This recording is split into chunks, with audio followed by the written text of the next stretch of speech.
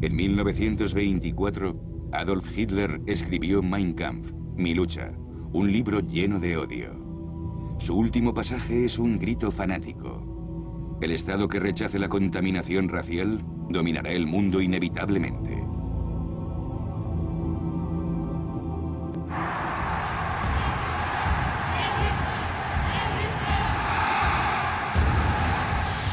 Adolf Hitler nació el 20 de abril de 1889. Se suicidó el 30 de abril de 1945.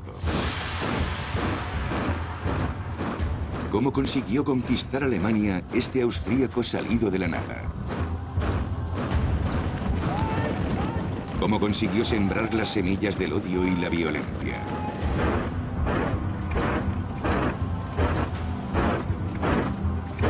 ¿Cómo Hitler y los nazis pudieron llevar el mundo al apocalipsis?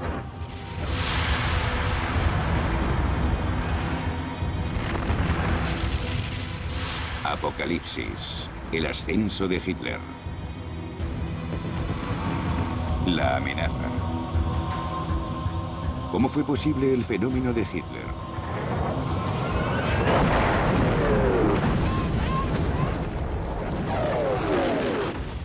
En Mein Kampf, Hitler escribió: La Primera Guerra Mundial fue el momento más inolvidable y sublime de mi existencia terrenal. Durante 4 años, el cabo Hitler había sido un correo que llevaba mensajes al 16º Regimiento de Infantería bávaro. Iba de trinchera en trinchera entregando las órdenes a los soldados. Era una misión peligrosa. Fue condecorado con la Cruz de Hierro. Solía llevar su cruz de hierro debajo de la insignia del partido nazi.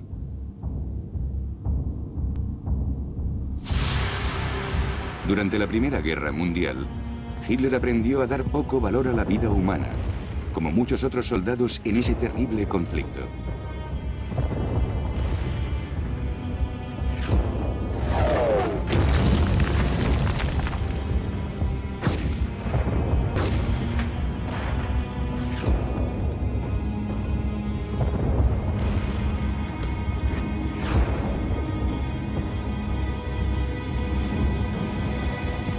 Gradualmente fue convirtiéndose en un fanático nacionalista.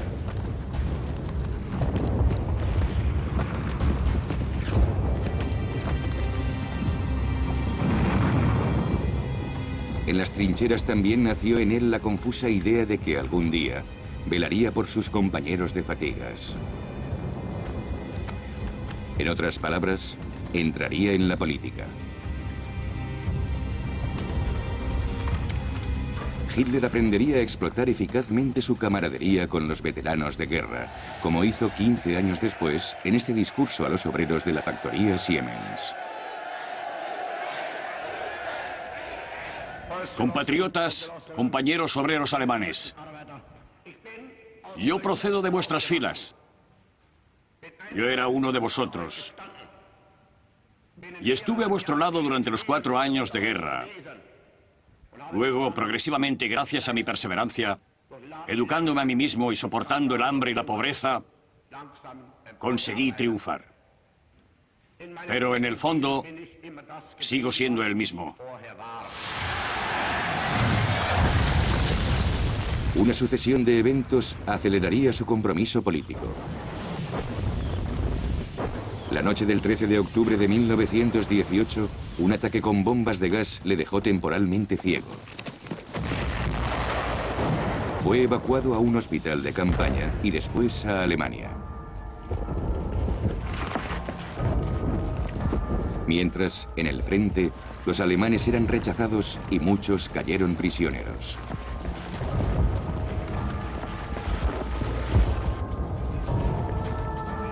El odio de los franceses era omnipresente e impulsó a los vencedores a cometer actos injuriosos. Los soldados prisioneros del Kaiser, el emperador germano Guillermo II, intentaban mantener la dignidad mientras atravesaban los mismos pueblos franceses y belgas que habían arrasado durante los últimos 4 años. El resto del ejército alemán se retiraba. Esos soldados recordarían el sabor de la derrota, que los propagandistas de la extrema derecha achacaban a los elementos antipatriotas de Alemania, aquellos que negociaban con el enemigo. En esos momentos tuvo lugar un suceso en la vida de Hitler que siempre consideraría decisivo.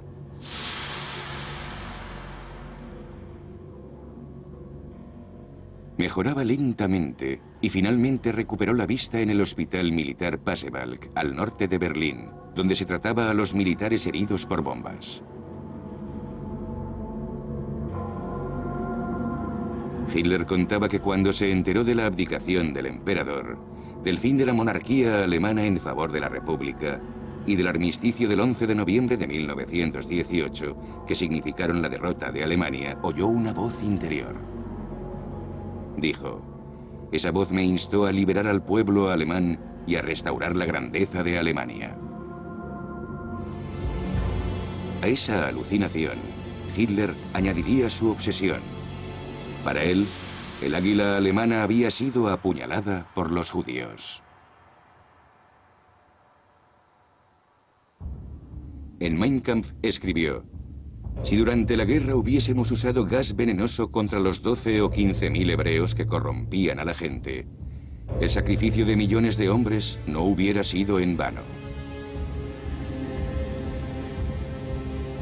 A finales de 1916, los jefes del ejército imperial, el mariscal de campo Hindenburg y su adjunto, el general Ludendorff, en un enfermizo gesto ultranacionalista, ordenaron un recuento de los soldados judíos sospechosos de comportamiento antipatriótico.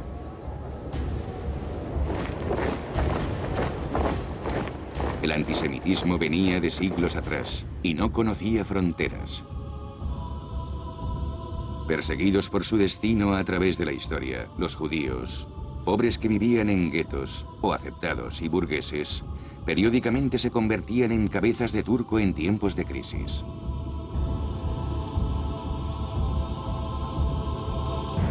En Rusia, a principios del siglo XX, fueron víctimas de pogromos, masacres.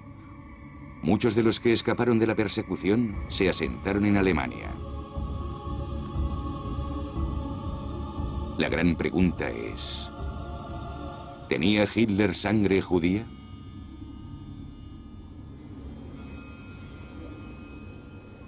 Uno de los secretos mejor guardados del régimen nazi era que no se podía probar lo contrario. No sabía quién era uno de sus abuelos. Se desconocía la identidad del padre de su padre. La abuela de Hitler se casó posteriormente con un molinero, Johann Hitler, que lo reconoció como hijo y le dio su nombre. Según las leyes nazis, Hitler no pasó por la llamada protección de la sangre, criterio impuesto por los alemanes, que para evitar la persecución debían probar que ninguno de sus 4 abuelos era judío. Hitler no podía probar que no era judío según los términos nazis.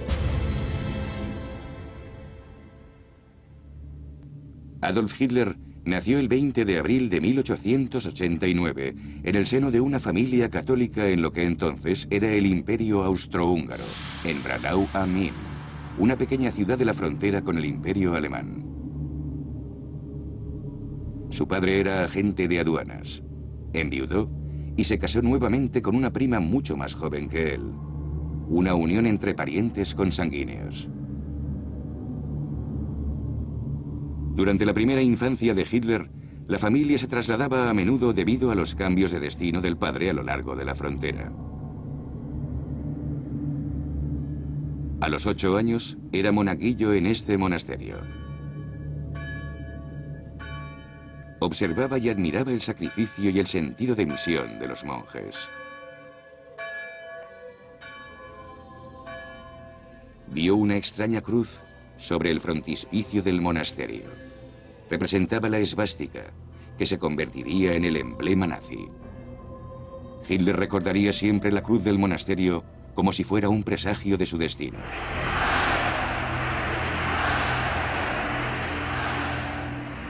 Durante siglos, la esvástica había sido en la India un símbolo benéfico del perpetuo movimiento de la humanidad. En la desviada interpretación de los nazis, se convirtió en el símbolo de la raza aria, una mítica raza pura de rubios de ojos azules a los que Hitler añadiría un casco. Y la mística de una raza superior. Los jóvenes alemanes deben ser esbeltos,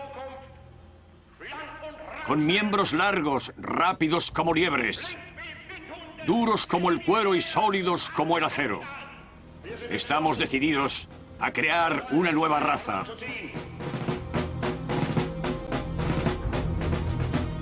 Al crecer, Hitler no respondía a ese ideal. Estaba muy mimado por su madre. Regresaba a su tierra austríaca en los momentos importantes de su carrera, como este, unas semanas antes de que invadiera Polonia y provocara la Segunda Guerra Mundial. Imágenes de la casa de su infancia, filmadas y editadas por su amante, Eva Braun. No sentía resentimiento hacia su padre, aunque bebía y era muy estricto con él.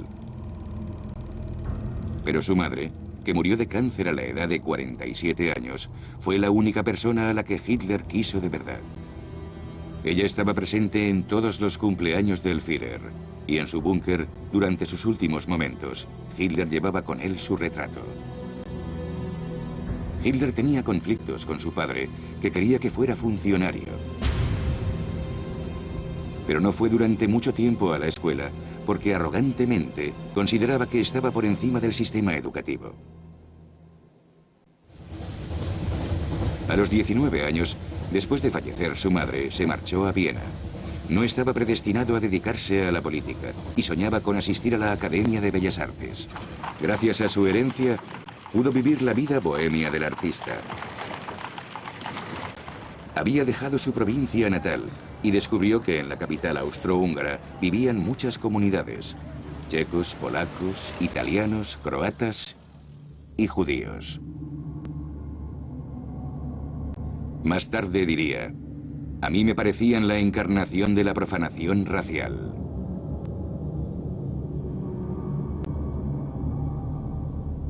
Se presentó al examen de ingreso en Bellas Artes, para el que apenas se había preparado. A pesar de ser su mayor ambición, no fue admitido. El periodo siguiente fue difícil. Era justamente antes de la Gran Guerra. Vivía en una casa de huéspedes para hombres y sobrevivía copiando postales para los turistas. Ganaba poco dinero, pero iba a la ópera para oír a Wagner, que, como contaba un amigo, hacía entrar en trance a Hitler. Hitler, cuya vida cotidiana era cuando menos mediocre, soñaba con los héroes germánicos de leyenda. Una de sus óperas favoritas era Rienzi, en la que un joven guerrero asume la misión de salvar a su pueblo.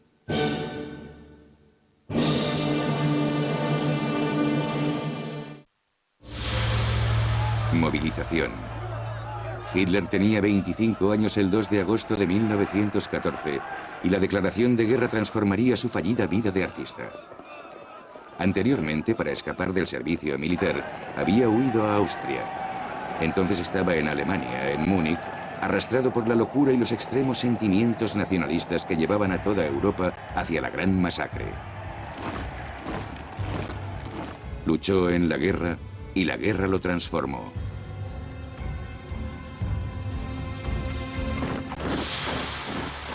Después de estar 4 años con su regimiento, regresó a Múnich, a una Alemania en plena revolución.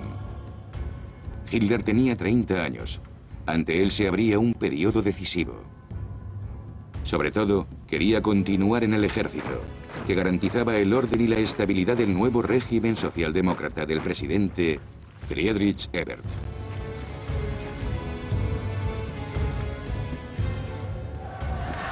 La joven república debía enfrentarse al movimiento revolucionario marxista, que intentaba hacerse con el poder como habían hecho los bolcheviques en Rusia 2 años antes. El ejército los aplastó con la ayuda de voluntarios nacionalistas, el Freikorps, terreno de cultivo para el futuro partido nazi. Hitler sirvió en el ejército con gran celo. Su principal objetivo era tener un techo bajo el que cobijarse y mantenerse, y para ello hacía lo que fuera. Se convirtió en un provocador, en informador y denunciaba a los compañeros sospechosos de ser rojos.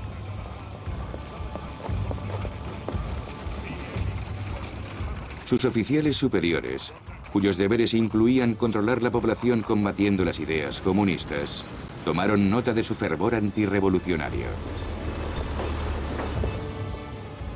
Le encomendaron una misión: la reeducación política de los soldados que regresaban a Alemania y de los prisioneros de guerra. Nota sobre Hitler de los oficiales al mando: es un orador nato. Su fanatismo y demagogia cautivan a la audiencia y les hace pensar como él. Hitler dijo: en ese momento me di cuenta de que tenía el don de la palabra. Desde el principio, Hitler supo subir de intensidad y decir a sus oyentes lo que querían oír exactamente. En 1919, denunció la vergüenza nacional del Tratado de Versalles.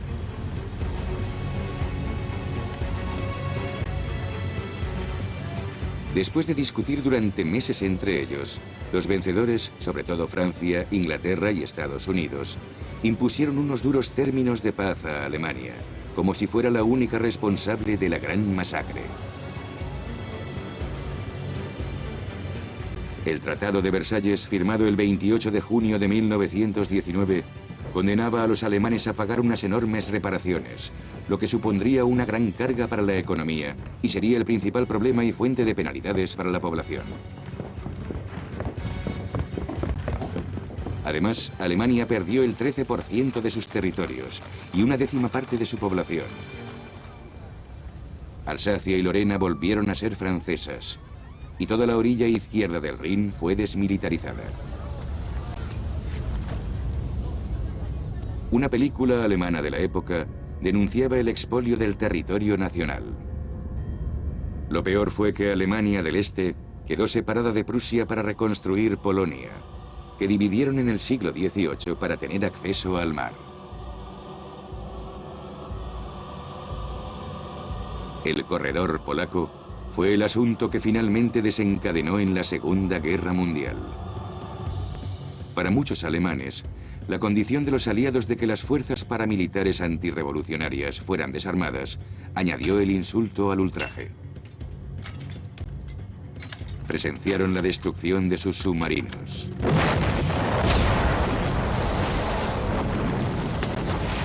Sus acorazados y su fuerza aérea. El ejército alemán quedó reducido a 100.000 hombres.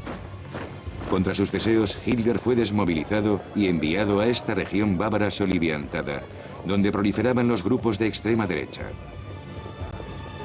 Aquí fue filmado por primera vez durante una manifestación del DAP, el Partido Obrero Alemán. A principios de 1919, el ejército le había ordenado que se infiltrara y espiara a ese grupo. Sin mejores perspectivas, se registró como miembro y se convirtió en agitador político a tiempo completo. Políticamente, en Bavaria predominaba la derecha, aunque en Berlín ostentaba el poder la República Weimar, de centro-izquierda, que debía su nombre a la ciudad en la que se había votado legalmente la nueva Constitución.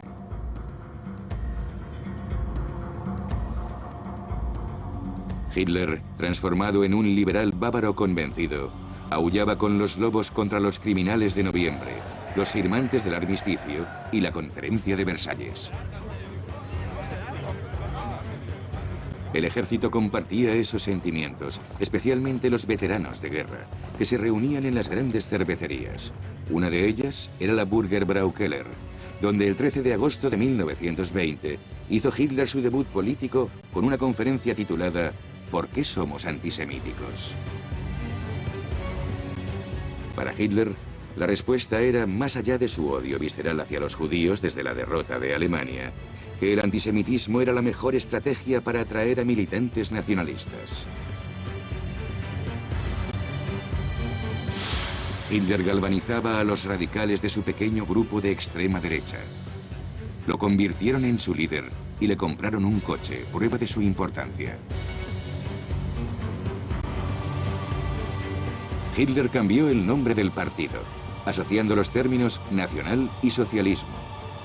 Su objetivo era hacerlo más atractivo y demostrar su postura anticapitalista.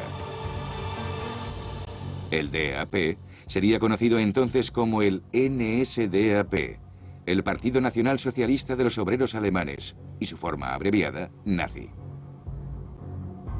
En su pequeña sede en una cervecería de Múnich, dibujó el emblema de su partido. En Mein Kampf escribió: después de hacer innumerables bocetos, he elegido una bandera roja para mostrar la dimensión de nuestro movimiento social, con un círculo blanco representando nuestro nacionalismo, y la esvástica, símbolo de los arios, los eternos antisemitas. Para protegerse durante sus reuniones, creó sus SA, las tropas de asalto, una pequeña milicia cuyos uniformes consiguió en el almacén de un antiguo departamento austrohúngaro. Su radicalismo aumentó el número de miembros del partido, y de 2.000 pasaron a ser 20.000. Tuvo éxito gracias a la ayuda de una secta racista, la Sociedad Thule, nombre de un legendario reino nórdico.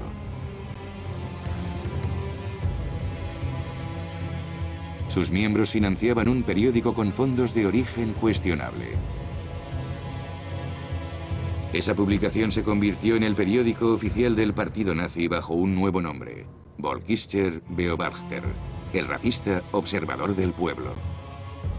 Su editor, Alfred Rosenberg, era miembro de la Sociedad Thule y actuaba como teórico del antisemitismo. Sería un importante inspirador del Shoah, el Holocausto. Rudolf Hess fue otro antiguo miembro de la Sociedad Thule durante su época de estudiante. Se convirtió en el secretario de Hitler y uno de sus cómplices más serviles y fanáticos. Se sumó a las filas de los primeros militantes un héroe de la Primera Guerra Mundial, Hermann Göring, uno de los pilotos de combate más famosos. Como muchos otros veteranos, tenía dificultades para readaptarse a la vida civil. En Hitler encontró a alguien que compartía sus propias ideas antirrevolucionarias.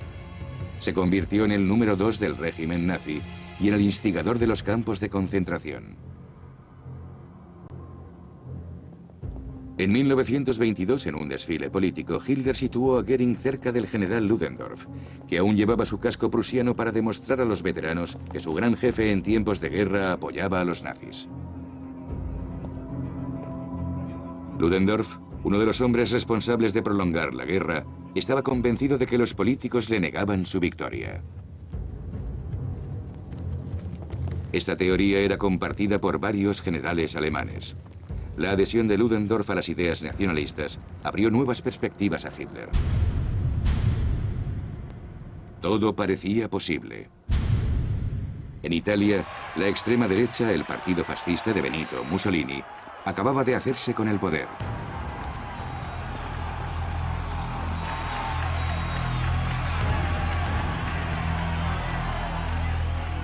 ¿Sería Hitler el Mussolini alemán? 1923 sería un año decisivo.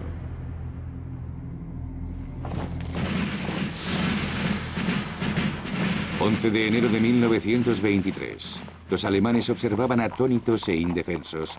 cómo los soldados franceses y belgas tomaban el control de Ruhr... la región minera y productora de acero.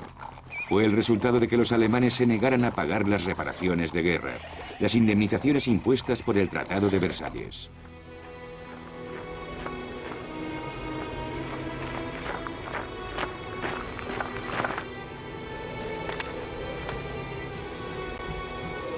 Los franceses y los belgas se lo cobraron directamente en forma de carbón. Consecuentemente, el gobierno alemán ordenó la resistencia pasiva, una huelga de mineros y ferroviarios. Pero los franceses reemplazaron a los huelguistas.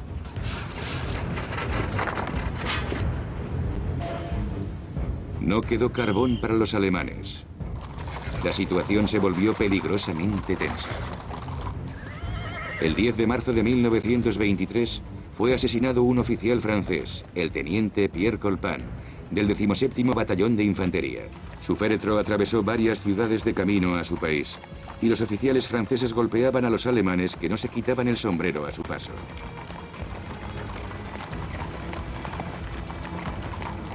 Imágenes imborrables, capturadas para siempre, serían provechosamente explotadas por los nazis. Hitler denunció la debilidad del gobierno que permitía que los franceses trataran a Alemania como a una de sus colonias.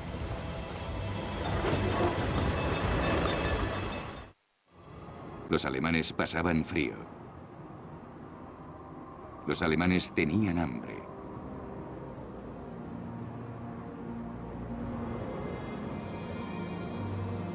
Intentaban robar el carbón a los franceses. La República Weimar tenía que importar el carbón y pagar a los mineros en huelga. Esos enormes gastos obligaron enseguida a imprimir grandes cantidades de nueva moneda. El marco se depreció dramáticamente. Un día los alemanes pagaban 1.000 millones de marcos por un kilo de patatas y al día siguiente 460.000 millones por una barra de pan. Con un aumento de la inflación y el desempleo sin precedentes, se movilizó la extrema derecha bávara con el general Ludendorff a la cabeza.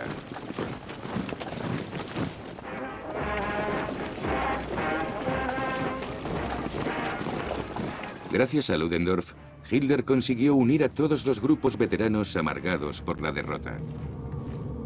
Quería intentar un putsch, un golpe de Estado, marchar hacia Múnich y luego a Berlín.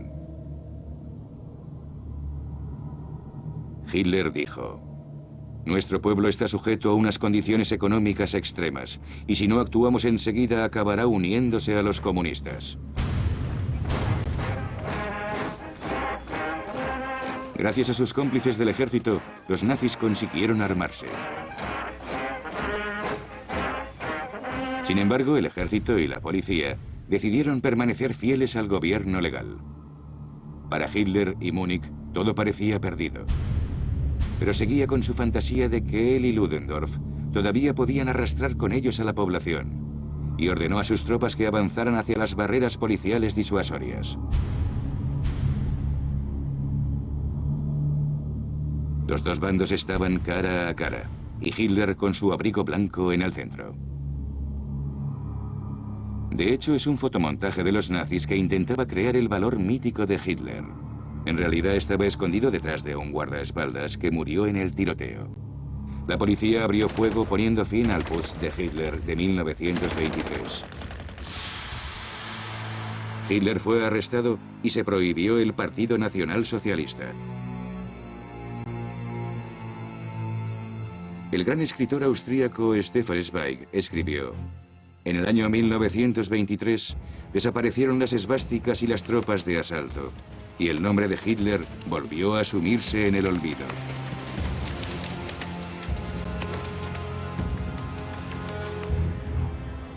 Tres meses después del arresto de Hitler, se inició en Múnich el juicio a los golpistas.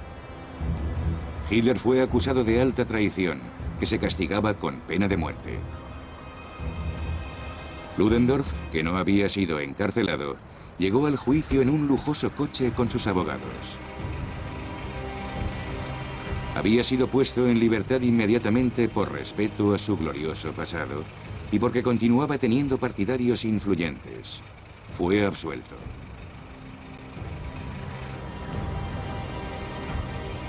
Hitler, que había intentado suicidarse, se dio cuenta de que el tribunal no era tan hostil como había pensado. Utilizó todo su talento para la oratoria, lanzando su habitual invectiva contra el gobierno y los judíos. El estrado se convirtió en un inesperado púlpito. Los jueces se volvieron más comprensivos y el público se apiñaba acercándose a él. Como resultado, el veredicto fue mucho menos severo de lo que temía Hitler. Fue condenado a 5 años en una relativamente cómoda celda con vistas al campo.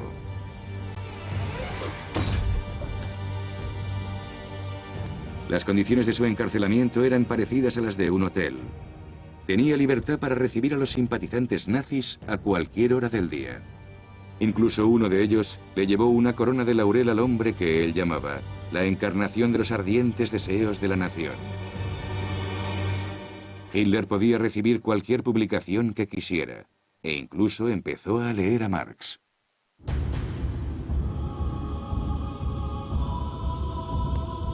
Rudolf Hess, condenado a 15 meses por su papel en el Putsch, ocupaba la celda contigua y creó el pequeño grupo que esencialmente hablaba de la lucha entre los partidos de derecha que se estaban dividiendo. El regreso de Hitler se convirtió en una necesidad.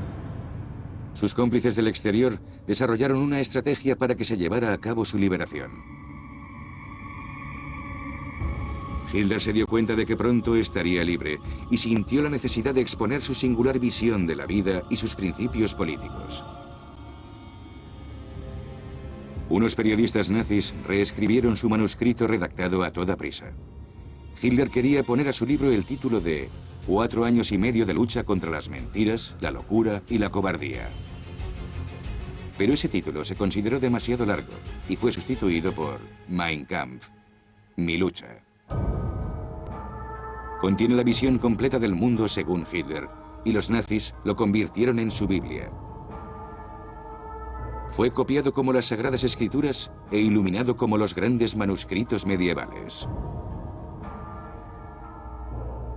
Hitler habla de la lucha de la raza dominante, la raza aria germánica, de individuos altos y rubios, de la necesaria conquista de su espacio vital, de la erradicación del comunismo y del cruce entre franceses y judíos, que a los ojos de Hitler ni siquiera pertenecían a la raza humana.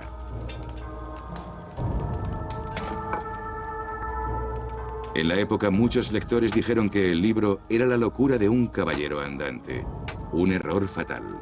Por el contrario, debían haberlo leído cuidadosamente y tomárselo muy en serio, porque fue lo que provocó la muerte de 50 millones de seres humanos. Hitler salió de la prisión el 20 de diciembre de 1924 por buen comportamiento. Entonces soñaba con ser el sucesor de los grandes fundadores de la nación alemana, como Bismarck. Decía: el tiempo que he pasado en prisión me ha dado confianza, optimismo y la creencia de que nada volverá a sorprenderme. Su andadura por el desierto de la política no había hecho más que empezar. Mein Kampf fue un fracaso y solo se vendieron unos 20.000 ejemplares.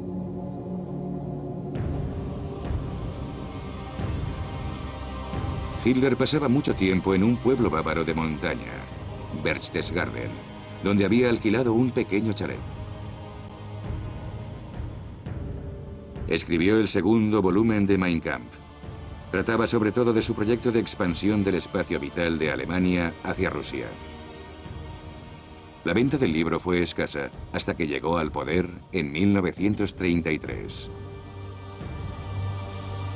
Cuando Hitler ascendió al poder, Mein Kampf era casi de obligada lectura. El Estado alemán lo entregaba a las parejas como regalo de bodas. Si no lo tenías en tu estantería, podías ser denunciado por tu asistenta. Por H o por B, Mein Kampf se vendía y fue traducido a incontables idiomas. Los derechos reales eran astronómicos e hicieron muy rico a Hitler.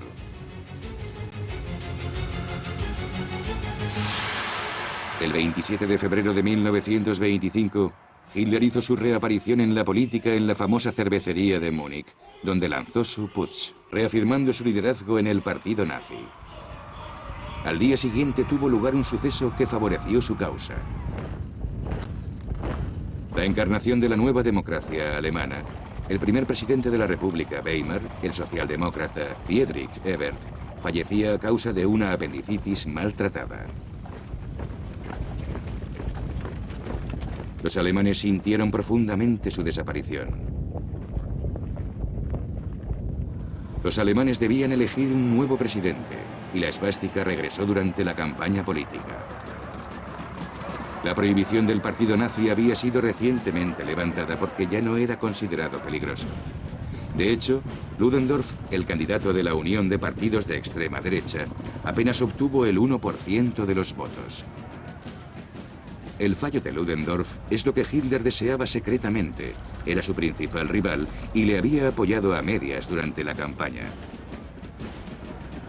Revelando sus ambiciones políticas, dijo: "Le hemos dado el último empujón". El hombre que habían elegido los alemanes era otro alto mando en la Gran Guerra, el mariscal von Hindenburg.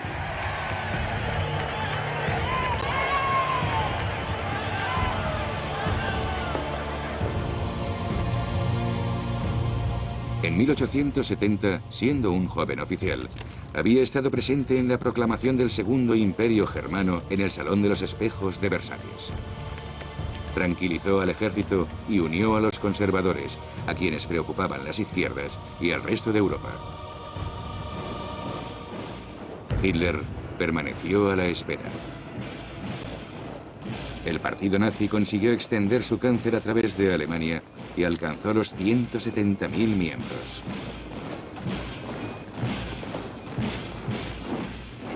Transformó sus tropas de asalto en un verdadero ejército privado.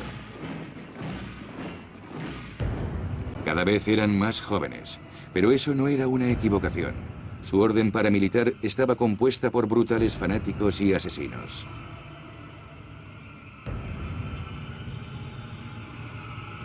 Su nuevo uniforme se ganó el sobrenombre de camisas marrones. Imitaba a las camisas negras de Mussolini, que unos años antes habían desfilado con éxito en Roma. Otro símbolo prestado por Mussolini era el saludo romano, con el brazo estirado y acompañado de un grito gutural. En el caso de Mussolini era Viva il Duce. Hitler lo convirtió en Heil Hitler, ¡viva Hitler!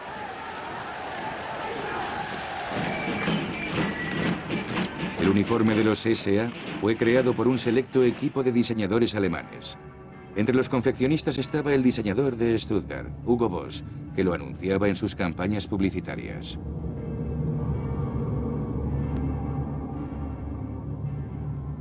Hugo Boss, miembro del partido nazi, también produjo el intimidante uniforme negro de las SS. La Schutzstaffel, la nueva unidad de protección de Hitler. Y también los uniformes de las juventudes hitlerianas. Todos eran muy costosos. El dinero provenía principalmente de las filas de los miembros del partido nazi y de los simpatizantes adinerados, como el magnate del acero Fritz Thyssen, cuyas plantas siderúrgicas estaban preparadas para forjar nuevas armas. También contaban con Henry Ford, el fabricante de automóviles más importante del mundo. Henry Ford era antisemita y apoyaba fuertemente a los nazis. Ford sería el primer extranjero a quien los nazis decoraron con la Orden del Águila alemana. En 1927, Hitler eligió Nuremberg para la celebración del Congreso. Era un bastión nazi y ciudad de importancia histórica, con un aire wagneriano que le conectaba a los señores de la guerra de la Edad Oscura. Hitler llamó a Nuremberg su capital ideológica. También quería que el partido fuera más sumiso al Führer, su líder. El culto a su personalidad sería realzado por la obra de su fotógrafo personal, Heinrich Hoffmann.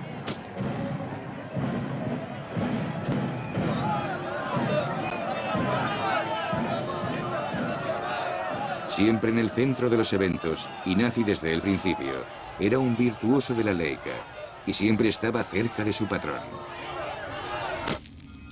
Hoffmann tomó una serie de sorprendentes fotografías intentando mostrar el mejor lado personal del líder.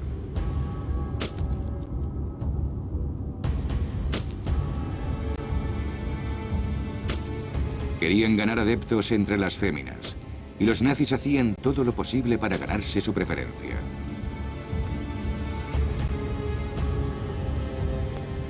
En la pequeña tienda de fotografía que Hoffmann tenía en Múnich, Como siempre, inspirado por Wagner y fascinado por los teatrales movimientos de los cantantes de ópera, Hitler estudió una serie de gestos que transmitieran dominio para utilizar en el primer gran congreso nazi.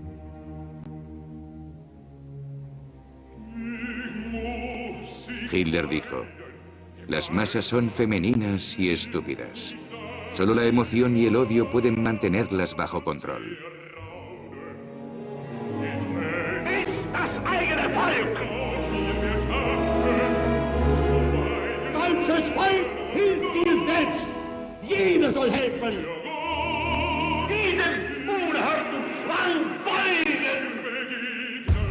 Odio.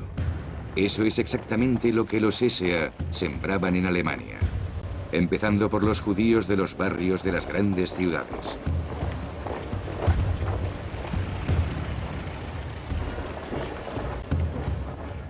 En lo que todavía era una sociedad apacible, Stefan Zweig fue testigo del inicio de la violencia.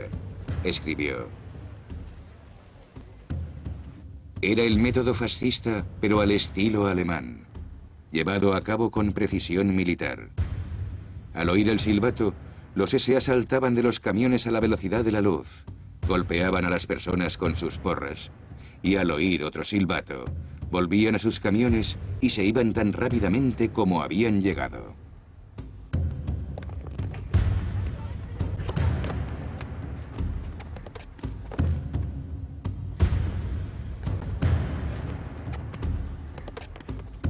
Pero la intimidación y el terror produjeron escasos resultados.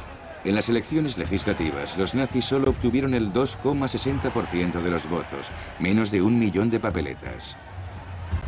Los comunistas obtuvieron 3 veces más, el partido de centro 4 millones y la derecha 5 millones.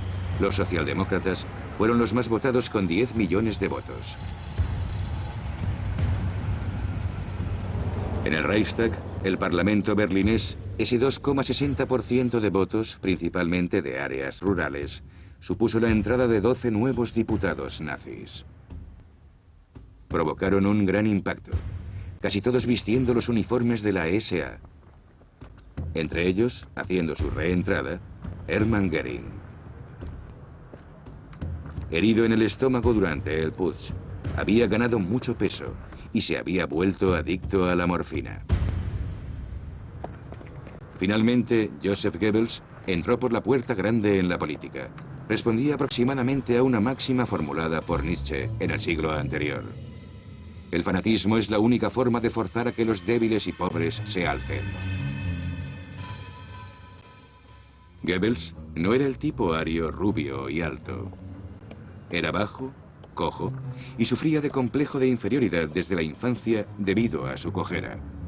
Sin embargo, su diabólica astucia compensaba su minusvalía. Se rebelaba contra la sociedad que flirteaba con el marxismo, hasta el decisivo encuentro de su vida con Adolf Hitler. Goebbels vio la luz. Los judíos habían rehusado publicar sus manuscritos, habían evitado que se convirtiera en un gran escritor, y los comunistas eran los responsables del caos de la sociedad. Dijo: entramos en el Reichstag como lobos en un redil de ovejas. Pero en ese momento era imposible para el público y los diputados entender la importancia de su declaración. El punto de vista del público en general sobre los nazis se expresó en el Frankfurter Zeitung. Hitler no tiene ideas ni pensamientos coherentes. Es un hombre loco y peligroso. Ha llegado a este punto siguiendo al pie de la letra la ideología de los tiempos de guerra y las interpreta de forma primitiva, como si viviésemos en la época de las invasiones bárbaras tras la caída del Imperio Romano.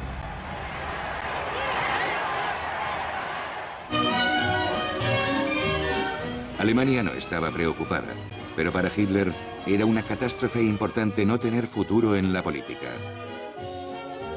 El historiador Ian Kershaw escribió: sin la Gran Depresión, sin el colapso de 1929, sin la desintegración de la burguesía, los liberales y los conservadores, Hitler podría haber sido un chiflado en las últimas líneas políticas. Pero Hitler nunca abandonó su misión. Continuaremos nuestra lucha con fanatismo y sin piedad hasta la muerte.